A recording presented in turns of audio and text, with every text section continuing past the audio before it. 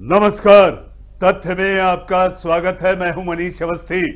यह तथ्य में बात होगी भारत चीन के बीच बढ़ते तनाव को लेकर अमेरिका के भूमिका की।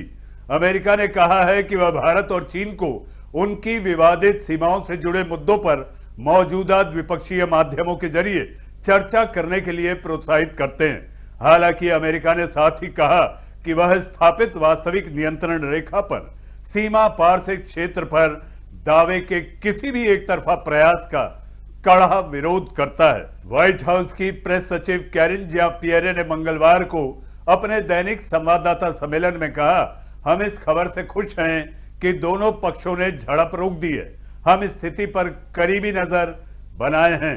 भारत और चीन के सैनिकों के बीच 9 दिसंबर को वास्तविक नियंत्रण रेखा एलएसी पर हुई झड़प पर जेन पियरे से सवाल किया गया था। उन्होंने कहा, हम विवादित सीमाओं से जुड़े मुद्दों पर चर्चा करने के लिए मौजूदा द्विपक्षीय माध्यमों का इस्तेमाल करने के लिए भारत और चीन को प्रोत्साहित करते हैं। हम यह देखकर खुश हैं कि फिलहाल झड़प थम गई है। रक्षा मंत्री राजनाथ सिंह ने मंगलवार को संसद को बताया था कि चीन के सैनिकों ने 9 दिसंबर को तवांग सेक्टर में यांगसे क्षेत्र में यथास्थिति बदलने का एक तरफा प्रयास किया, जिसका भारत के जवानों ने दृढ़ता से जवाब दिया और उन्हें लौटने के लिए मजबूर कर दिया। सिंह ने लोकसभा और राज्यसभा में अपने बयान में कहा, चीन के सैनिकों के हमारे क्षेत्र में अतिक्रमण के प्रयास का भारतीय सेना ने दृढ़ता से सामना किया और उन्हें लौटने पर मजबूर कर दिया। झड़प में दोनों सेनाओं के कुछ सैनिक घायल हो गए। इस बीच अमेरिका के विदेश मंत्रालय के प्रवक्ता नेड प्राइस ने पत्रकारों से कहा, भारत और चीन के बीच उत्पन्न स्थिति पर अमेरिका करीबी नजर बनाए है, अपने भारतीय समकक्षों के साथ संपर्क में है।